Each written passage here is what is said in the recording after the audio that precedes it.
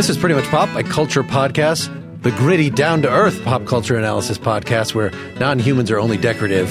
Today we're discussing Tony Gilroy's Star Wars Disney Plus show Andor, whose first season was released in the fall of 2022, whose second and final season is just wrapped up.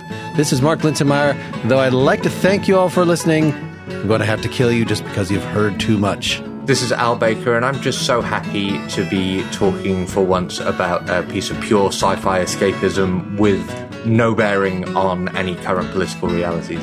I'm Sarahlyn Bruck, and as an English professor, I think they forgot the slash between and or.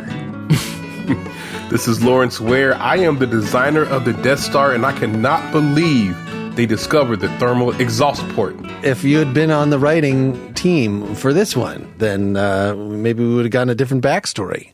Yeah, it would have been great. It would have been great. Galen Erso was a figurehead. I assume we liked the show.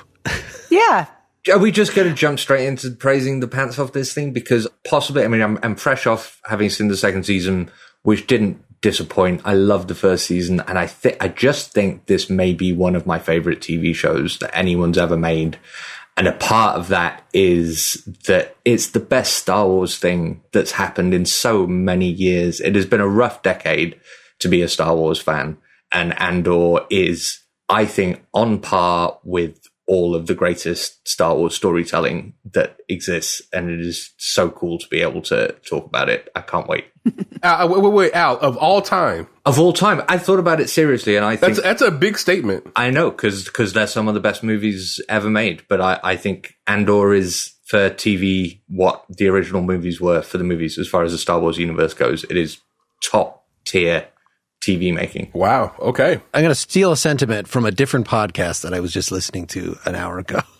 And I won't even cite them specifically because I don't remember. I just pull stuff up on Apple Podcasts. But it was saying that this is a series that justifies the amount of emotional energy that, you know, us 50-year-old, whatever, middle-aged people have put into Star Wars, which was great for a 10-year-old or something. Star Wars is basically a kid's property, and yet we try to, you know, get into all the lore. And I often feel, and I know I've made this comment about other, you know, superhero or whatever, but that they are things that adults try to mount storytelling on just a very shaky foundation that is something that we can only relate to as children. That's basically, you know, from a literary point of view, garbage, you know, was something that was put out as these serials. And so this is something that actually does justice instead of trying to recapture that magic as I think the Skeleton Crew did very well recently. Like, ooh, I feel like I'm watching E.T. I feel like I'm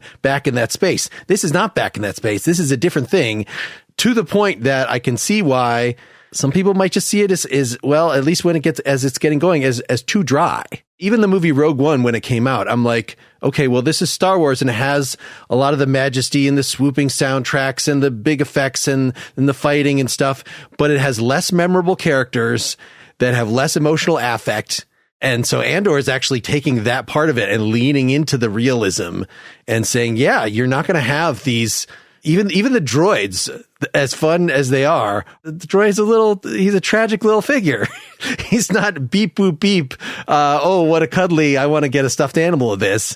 It almost feels like, why is this even Star Wars? Like, this is a fine, you know, homage to 70s spy thrillers, but why is this even Star Wars? I think that's a big question. Sarah, welcome to the podcast, Sarah. We're so happy to have you here. Sarah, feel free to weigh in and short circuit all these old men talking shit about Star Wars. Please, Sarah, weigh in, please. Well, oh God, I'm an old lady, and I liked Star Wars when I was a kid and stuff too. And I appreciated that this is a Star Wars series that is made for grown-ups. I definitely appreciated that too. As a literary person, I really enjoyed the three-dimensional characters that you just don't get in this universe. And that was what was my takeaway from this, was I really loved the character studies. I loved the fact that every single one of these characters was part of something larger and working towards something larger than who they were, which is something that I can get behind. But honestly, my own interest in Star Wars has been limited at best. and it's been kind of missing for many years. I took my daughter to go see the newer Star Wars movies when they came out, but I was not as impressed as I was with the ones that came out in the late 70s, early 80s. For me, those were the OG. That was what I was expecting, and I was disappointed afterwards. And so since then, I kind of lost interest in that brand. But Andor, in and of itself, as a TV show on its own merits, I really enjoyed it. I'm not as high on it probably as Al, but I really enjoyed it for the quality of the characterization mostly. Okay. I fear I might zag here, but let's have this conversation. So I really enjoyed Andor. Let me say that first of all. I really enjoyed it. My thing is that when I think of Star Wars, I think of, as Mark has already said, a little bit more of a kiddie proposition, a show, movies, whatever for kids. And I think that might be, Sarah, part of the reason why the prequel trilogy, outside of the Revenge of the Sith, I think that is, I don't really mess with that one. I don't like that one very much. The sequel trilogy, I like the first two movies. The second movie, a great deal. I like those first two movies, but I do think they're aimed more towards children-ish. And so maybe that's the reason why I didn't hit you, because you saw the original OG trilogy.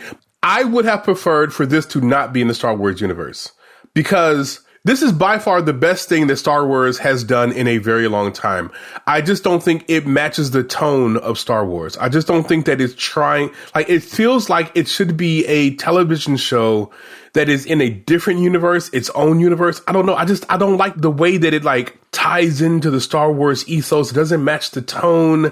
I didn't like that part of it, but I did like the show on its own merits, as Sarah has already eloquently said. So I would have preferred for it to be in a different universe, its own universe, whatever. This kind of intense kind of character study. Now, I understand that it is tied to Star Wars and The New Hope and Rogue One and whatnot, but I really would have just enjoyed a 2-season show that is just its own thing, and we can just kind of have the conversation about the show without tying it to the whole ethos and the way that Star Wars has fallen off and all the failings of Star Wars. I think that part of that conversation weighs this down while it simultaneously boosts it up to say it's the best thing that Star Wars has done.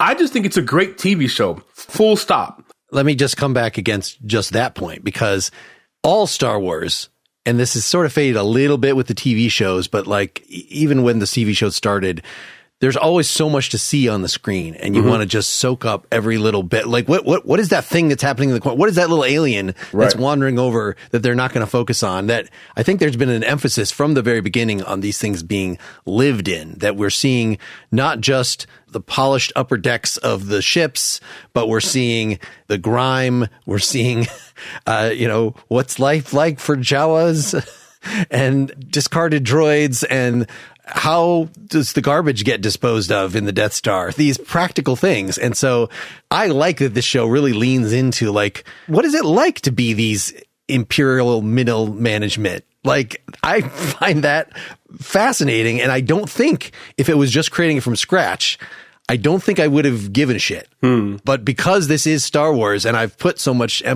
mental energy into this and learning the lore and things, then this is the Senate back again. This is more I want to have a whole Coruscant show where it just is things about, because each of these planets, the way that they're pictured as they're originally introduced is it's one biome, it's one location. There's 10 people in Hoth or and yet having shows like this really make these things feel way more lived in. Having so much on Yavin, I just found that awesome. How much, when the first time in Rogue One, when you see that Yavin X-Wing Bay from episode 4, how awesome that is. And, so I get that same warm feeling from this. There's kind of two important related questions, which are the possible weaknesses of Andor that we gestured at so far. And the first is, did this show have to be a Star Wars show in order to be as good as it was? And the second is, did Star Wars have to do this show? Because Star Wars have done a billion kinds of things. Did they have to do this show? And did this show have to be a Star Wars show? And I think in both cases, the answer is resoundingly yes. And it's part of why I think the show is so good. a part of why this show is better for being a Star Wars show is similar to what Mark just said, and it's that you get this enormous amount of buy-in. A show like this, which is ultimately about exploring fascism and resistance to fascism and what it's like to live in either of those conditions, is almost always set in the Second World War, because that's our cultural understanding of fascism. One of the things that Star Wars has at its disposal, which is particularly useful in our current moment, is a widely understood fascist trope, which is not set in a particular historical period.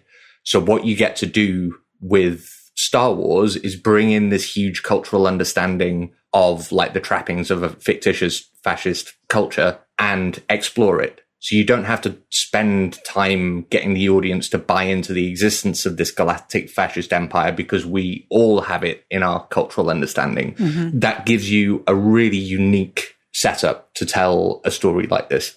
The other related question is, did Star Wars have to do this? Absolutely. I think they had to do this.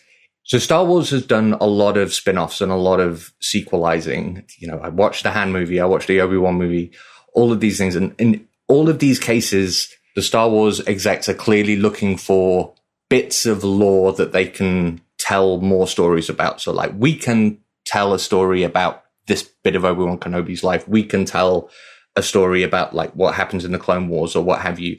But Andor is one of the first times, and it's certainly the best example of them looking for a reason to tell a story and then telling the story, because there is this huge gap in Star Wars as a meta narrative about like why the rebellion exists in the first place, and like how, like what drove the conflict to the point that we see it in the main movies. That's hugely unexplored, apart from like some vague hinting in the Star Wars prequels about like it's somewhat like the fall of the Roman Republic. Just those two huge missions that Andor undertakes and just knocks it out of the park on both counts. You have a TV show here which makes every single other bit of the Star Wars universe better by existing. And you also have a TV show here which shows how you can truly leverage the cultural power of an existing IP to tell a meaningful story.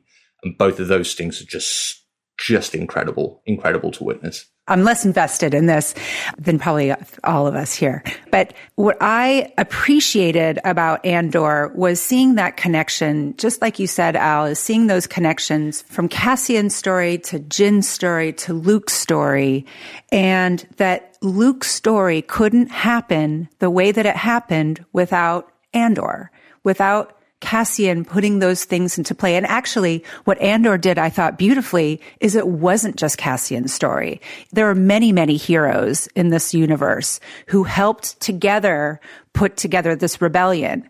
And that, I thought, was so exciting, because when I went and rewatched Rogue One, I watched it differently after having watched 2 seasons of Andor. And I think if I watched the first 3 Star Wars movies, which are called The New Hope or something now.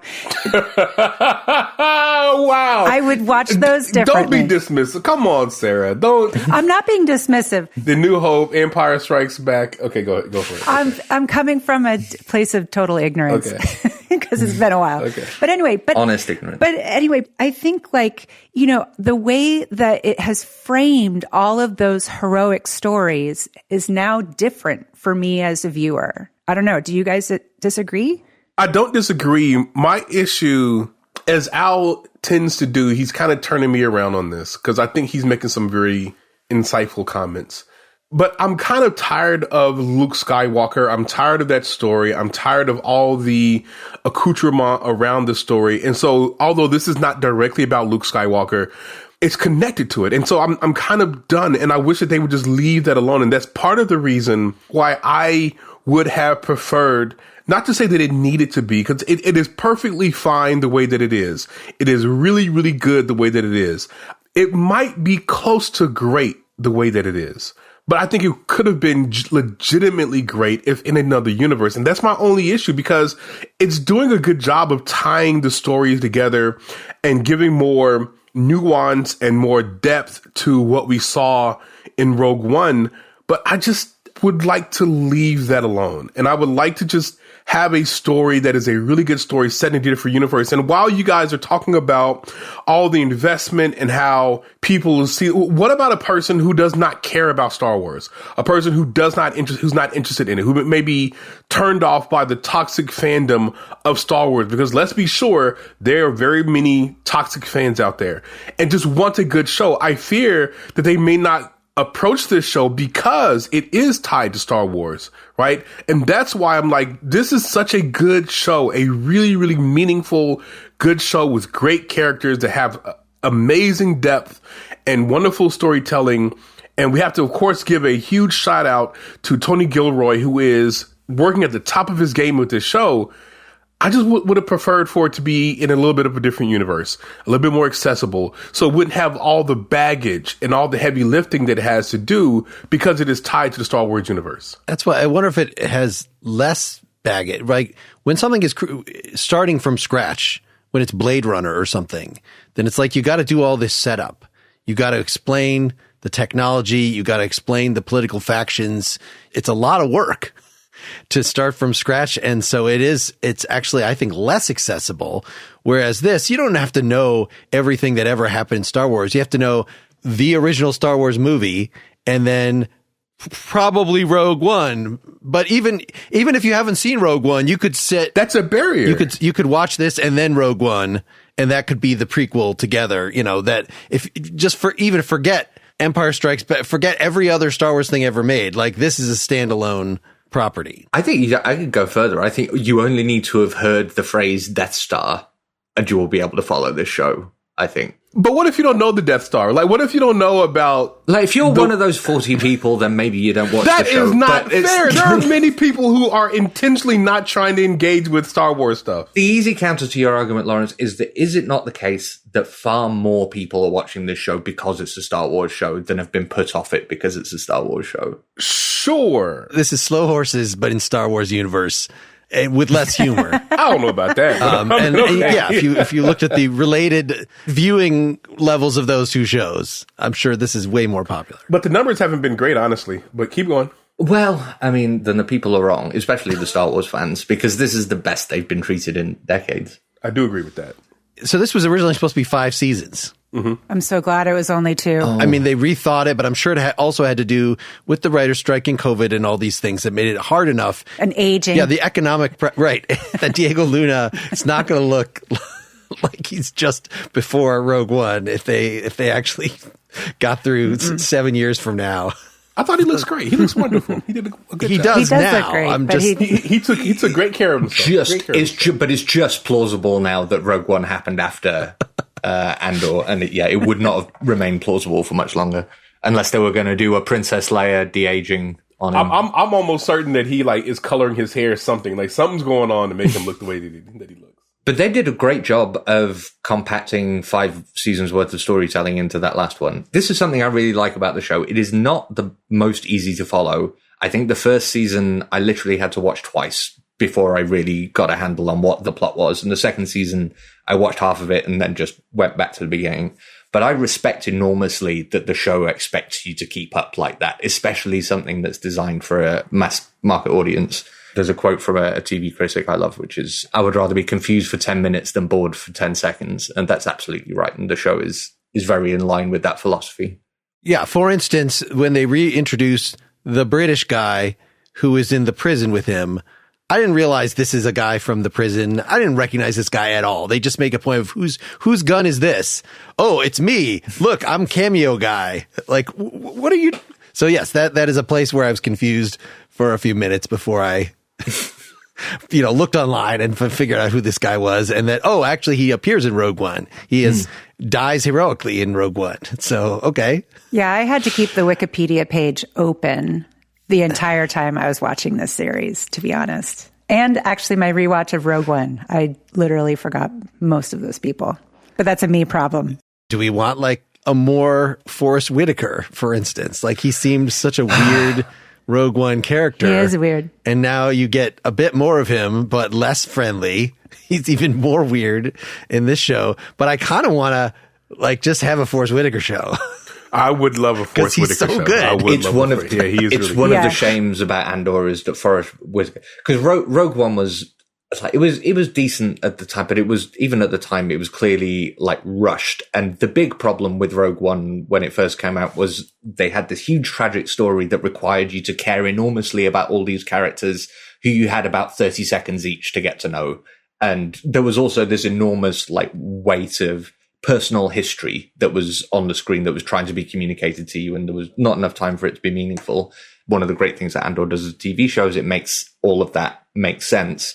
But Forrest Whitaker remains tragically underserved as a character. I can't remember his name. Sol. Right. I mean, obviously cast a younger actor. Get a young Forrest Whitaker. I'll look this up after, but there's some other property that had somebody playing a young Forrest Whitaker who did a spot on job. So get that guy, whoever that was.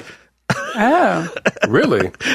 I was going to say he is irreplaceable. I was going to say, I thought that Forrest Whitaker. Now, I mean, Forrest Whitaker. It was a Black Panther, right? Black Panther. They have Was there a younger guy? Was there a younger guy? They have a scene back where it's originally where Black Panther's dad and his sidekick are visiting somebody in the hood, and it's the father of Michael B. Jordan's character. And so, yes, that guy. Oh, right. I remember that. Has he got the crazy eyes and everything? I don't. All right. Yes. Wow. I mean, I don't know how memorable that guy was because I completely forgot who he was. I just at the time was very struck because Forrest Whitaker seems so unique. But Forrest Whitaker, like we forget that Forrest Whitaker is an Oscar-winning actor. Like he's won an Oscar for best actor. Absolutely. Did he win for Last King of Scotland? Because that's Last King of Scotland. That's the one. Yeah, and he was amazing in that film. Amazing in that. So we forget.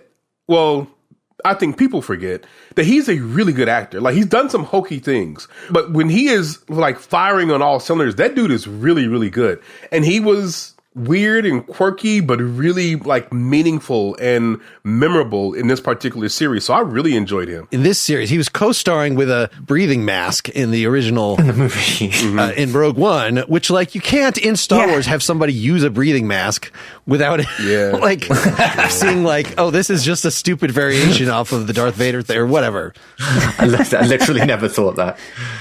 That's funny. He's been through some things. It's rough out there in those Star Wars streets. When I watched Rogue One yesterday after watching, and you guys are going to be so proud, I binged Andor. Like I was watching 3 episodes at a time there towards the end. I know. It was a lot.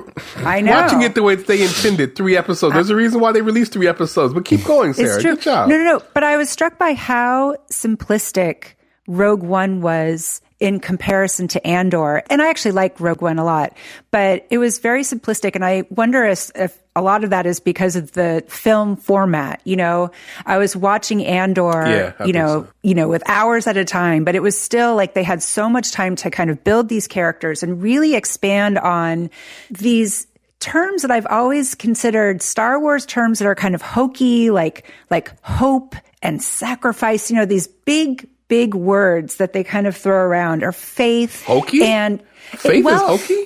No, it's not that but I think that because it's so simplistic, it becomes hokey. Whereas in Andor, those broad concepts have been teased out. You've been looking at it from all of these different sides. And so you really get a sense when they say hope. And when one character says hope, if Bix says have hope, it's different than what's the rich lady's character? Mon Mothma. Yes, her version of hope is different. You know what I mean? Or even seeing them make connections between characters and these terms that have been used kind of ubiquitously in other movies and not really expanded upon or defined in the same way that Andor does. And that's one thing that I really, really liked about it, is that it's not simplistic at all. And it has really kind of gone into the weeds with all of these big concepts, which in and of itself makes it more of a grown-up show and might make it a little bit less popular than some of the others. Well, it's definitely less popular. I'm going to object to you calling hope and faith in the Star Wars universe hokey. Like, I cry, man. I get teared up when I think about those concepts in the Star Wars universe before this. It's hokey in the way that those concepts are hokey when they're deployed in children's media. Like, you've got to have hope, you've got to have faith. We want,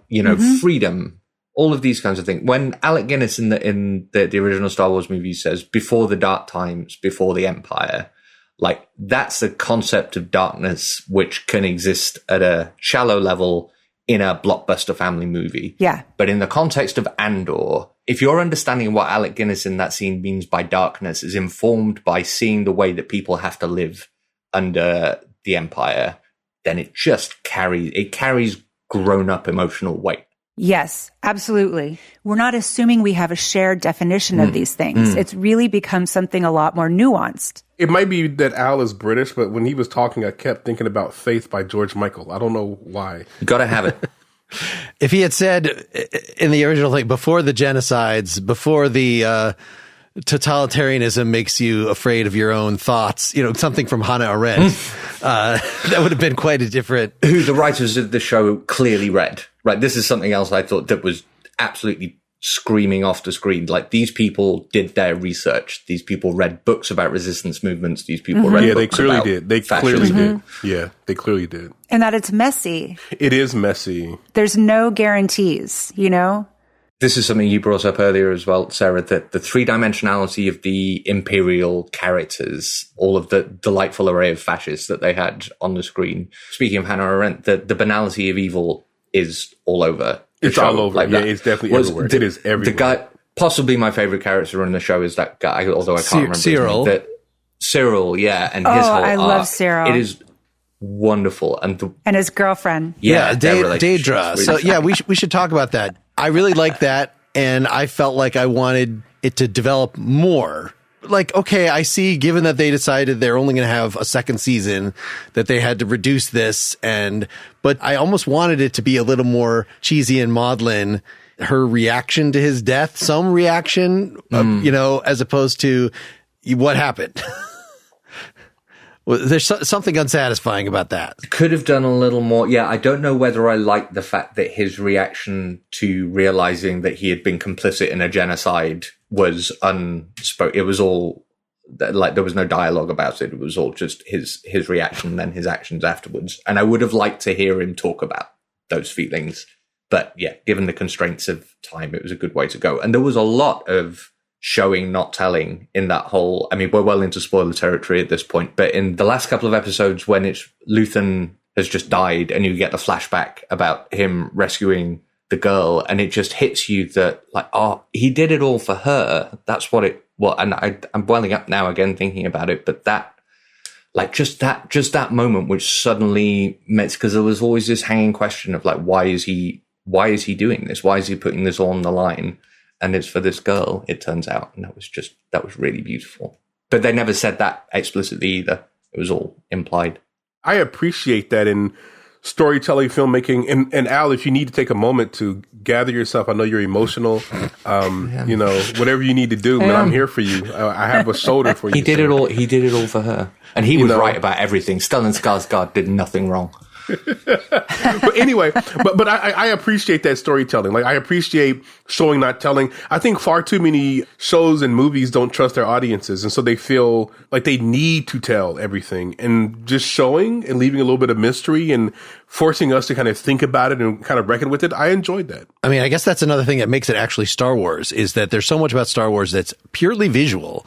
And I recall, watching one of the prequels with my wife, and she's just like, if they just would not talk, maybe just watch it in a different language. It would be so much better. Yeah, I agree. Especially the prequels. And I didn't realize, so I'm going back to and watching season 1 again, how silent, how they don't talk that much. It's just, it's a silent movie through a lot of it. It's just watch him walk across one courtyard and another courtyard. And then what are they doing? Oh, she's going to the listening device, and like having to just figure out these things about the relationships from just the way people look at each other or exchange, dialogue that on the page might mean almost nothing. Just, casual conversation. It's just an interesting storytelling. I just don't feel like this is normally something.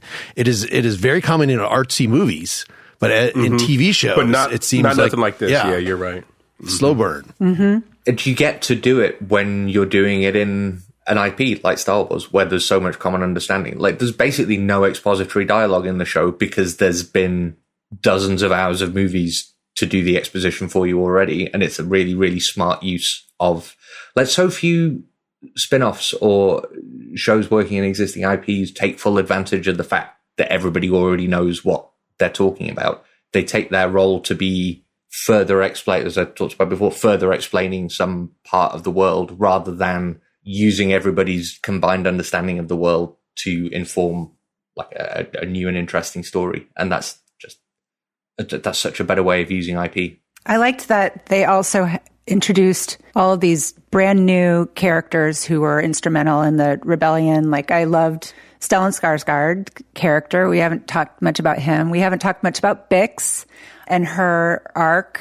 I agree, Lawrence. I don't think I need to see any more of Luke Skywalker and his lineage, but it is really interesting to see not only these characters who only exist in the Andor world, but I love the fact that it doesn't all take place in cities too. Like, I like that it takes place in rural areas. Yeah, rural areas. I agree. I thought that was so interesting because it just seemed more real, And I think a lot of Star Wars movies, shows, a lot of them, like the main action of the films and the movies take place in city or spaceships or something like that, but oftentimes they kind of start in a rural area. I like how this really kind of incorporated those rural areas as a fundamental part of the story and say there are legitimate things happening in these rural spaces that are worth kind of examining. I mean, so much of Star Wars is cowboy shows, so of course they're all rural. All the Tatooine and Boba Fett going back to Tatooine, and it's got to be frontier. It's got to be so these wide open spaces. But yes, having an actual functioning farm where people like each other and doesn't immediately yes, there are definitely some new elements here. I'll admit, in the second season, the amount of time that he spent in the first arc on this stupid planet, which I think it was on Yavin, actually, with these dysfunctional rebels, which I just was listening to an interview with Tony Guilfoyle. Oh, yeah. Which it's his son and his nephew-in-law or something like that are the actors playing that he thought of this scene of this stupid rebel faction arguing amongst itself and getting in its own way was sort of based on these two people in his life sniping at each other at a dinner table, that he thought that would be funny. But I felt, as much as I kind of appreciated any humor in this show at all, it felt bogged down. I don't know. I that was a little too slow a burn for me to stretch that over. I agree. Yes. Same. I agree with that part. Maybe an episode too long spending there, but that was also a part of the show. It was part of the story where Andor just didn't have anything to do to progress the main plot, so I guess he just needed to be kept somewhere. He just needed to be somewhere. Episodes. Yeah, he needed to be somewhere. Yeah. And we have these jumps in time, which on the other hand, so we get these glimpses of these logistics of, they have infomercials, they have bureaucratic meetings, there's mother-in-laws visiting, there's all these kind of things that happen.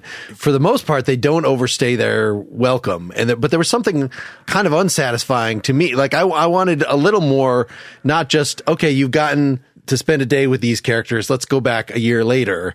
There was an upside and a downside to the structure of the show, let's say it that way, that in terms of wanting to hang out with these characters. Again, I could have used a whole sitcom with the Imperials. Cyril living with his mother. Yes, him living with his mother and his weird relationship. Turn off the lights. I want to see his cold cereal spread out, kind of like what Jerry Seinfeld did on Seinfeld. It's kind of a blessing in disguise, I think, because there is a lot that we could have seen. I was going to say the exact same thing. Yeah. But it does a couple of interesting things, because firstly, it shows that this kind of show is feasible. And there's clearly an audience for it, maybe not as big as they were hoping. But like you were saying earlier, Mark, we could see just a political show set in the Senate, or we could see a little bit more interior ISB shenanigans. I hope there's an appetite for it. There's clearly room for it. But if we had that show, then that wouldn't have to be tied to the Death Star or the action of the first three movies in any particular way. So if they'd had the 5 series that they initially hoped for, maybe they would have run out all of maybe they would have run out of gas, all in service of a an original Star Wars trilogy related plot. Now maybe they have more of a chance to go in some other more interesting directions. The first season felt not languid. That's not the word, but it felt more deliberate, like a little bit more. I think that's true. You know, and the second season, that's the word. That's what I was trying to say. It was taking its time. And the second season felt like propulsive. It was going towards a particular kind of goal. And I think that is a good thing. One of the things that I continue, and God damn it if Al hasn't had an impact on me. Like the thing that Al said that keeps coming back to mind is that what we have nowadays is an issue where the first season or the first seasons are really, really good, and then it drops off thereafter. Keeping it at 2 seasons will prevent that drop off, right? It will make them have to tell a good, strong, succinct story that is really, really good and propulsive. And so I think that keeping it at 2 seasons prevented that drop off, even though I would have loved all the things that you guys are, thinking about, and I would have been interested in like 1 or 2 episodes of those things, but seasons, I don't know. Right. And so that's why I really enjoyed that it was just 2 seasons. It's 2 seasons, strong storytelling, particularly in the second season. The first season, as Al has already kind of pointed out, it took its time. I didn't love that part. But the second season, it had a goal. It was trying to get there. It had 12 episodes. It got us there. And I really, really enjoyed that. And so I think that this 2-season thing, even though I would have loved some more digging into some other things, I'm very happy with this because it prevents us from having that drop off that Al consistently shows us happens with these kinds of shows. Yeah, but this show didn't do that, and it deserves praise because clearly it's operating under all of the same pressures that cause all of these other shows to lose their way in the second season or whatever. And this show, and if they did have to suddenly have 3 fewer seasons than they were initially planning, that's a really disruptive it can be tricky thing to happen. It can be tricky, definitely. They stuck the landing and it seemed intentional. Like the second season doesn't seem like they had to change their plans on a dime. It seems like this is the way that they had always meant to do it. And honestly, that's Tony Gilroy. If you look at the kind of stuff that he's done, he is a wonderful writer. He's a really good filmmaker. Like he has done some really, really good top-notch movies. I mean, Didn't he do Michael the Born Clayton, Identity? He's done a lot of good stuff. He's really, really good. He's a good screenwriter. Really, anything this guy does, I'm interested in. If you don't know anything about Tony Gilroy, I would strongly encourage you to kind of dig into the stuff that he's done because all of it is always well-written, top-notch stuff. I think, too, like working with those limitations, and I think what's his name did this with Succession, for example, is when you have limitations, when you write your way into, a hole by the end of one season, you have to write your way back out of it for the next season. You just don't have a choice. And I think, when you're condensing 5 seasons into one, that gives you a certain amount of time to do what you need to do, and you become far more economical in your storytelling. One of his credits is the American adaptation of State of Play, and State of Play is a really terrific British TV miniseries, spy thriller. And one of the points I've been meaning to make is that this show, more than anything, reminded me of the Alec Guinness, John le Carré TV miniseries, the Tinker Tailor Soldier Spy and Smiley's People from the 70s. Oh, right. You might mention in the notes the similarities to 70s spy thrillers. And so that connection just makes a lot of sense. I think one way to sort of sell this show to people that might not get it is the heist element. I don't know if I wish there was more heists because then it would get a little repetitive, but like the heist that they pulled off was a really good heist. That first season heist was an immaculate example of the genre of a movie heist. It was terrific. And then playing with that in the second one where there's a heist, but it goes wrong in a stupid way and kills off one of the characters you're supposed to like. And there's not a lot of, yay. But it's successful. They get the guns. But like like the focus is not on that. Whereas normally it's like, oh, we got away with the heist. Yes, some people on the team died, but that's just the way it works. It's more, even in Rogue One, like they got away with it. Like they managed to, and it's fine that these people died, because of the stakes. Yeah. Again, it's messy. We're looking at, what it means to sacrifice. That's just one more sacrifice. Even though they may not know what that really means in the moment, we as viewers know what it means later on, especially if we've seen Rogue One and Star Wars. But Yeah, it is. The show is so good at always having an eye on the cost of heroism. So going way back to the original trilogy, Harrison Ford, Han Solo, doesn't want to be in the rebellion. And just going from what happens in the movies, you don't really understand why he wouldn't want to be in the rebellion, because it just looks like a real jolly old time for the most part. And everyone gets to be friends and hang out and go on adventures. Andor shows you that to be a freedom fighter in a real, vaguely historically situated context is to give up the thing that you're fighting for. You have to give up your humanity. You have to know that you will never get to enjoy the fruits of the thing that you're fighting for, partly because in fighting for it, you make yourself into the kind of person who is incapable of living in the kind of society you're hoping to create. And that's in Luton's character. It's in all of the rebel fighters who are involved in the heist in the first season and then show up in the second one. Everybody is just eviscerated from the inside, eviscerated morally by the job that they have to do. And that's the kind of sacrifice that is necessary in this kind of work. And they just do a great job of showing it. Yeah, there's just so much uncertainty that they're all kind of living under that I didn't necessarily see in those later films. Actually, I wanted to talk about the ending, if you don't mind, Bix and the baby. And, it was sort of bittersweet. It didn't make me cry or anything, and I'm an easy cry, but it was kind of bittersweet. It was like, those are what they're fighting for. And even still, is that baby going to even understand who people like his father were and what they were fighting for and why? And are they just going to take it for granted, this new life that he hopefully is going to be looking forward to? That's a dark note. I don't know. I hope so. It's hard to see it in a Star Wars context without thinking about a show about Cassian's baby. Yeah.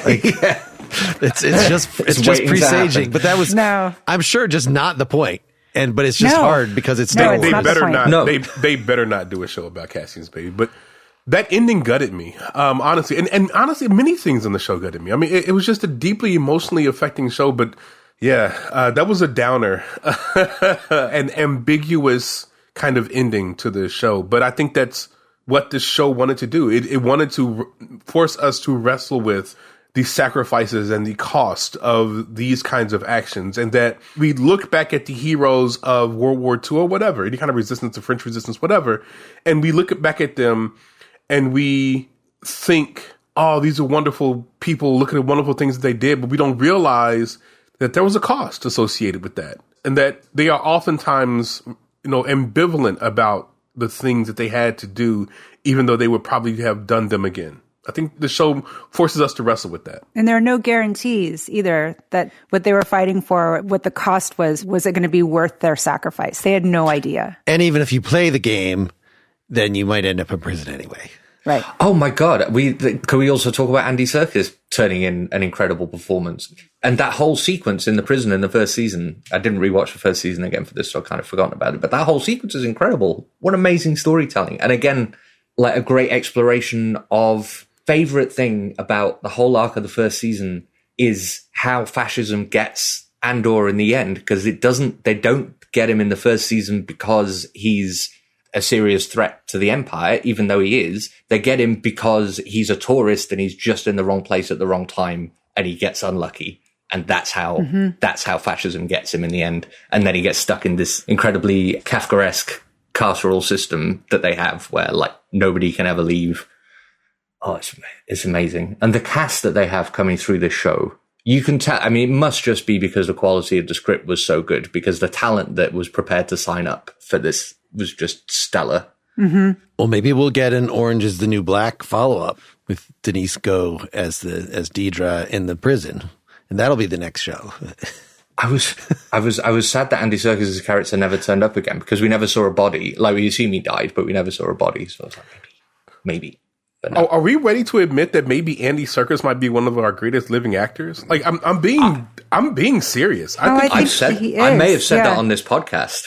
I think he really, really is. Even though he does this motion capture stuff, he's good, man. He's really good in almost everything. Now the Venom movies, whatever, but he's almost good, uniformly in whatever he's in.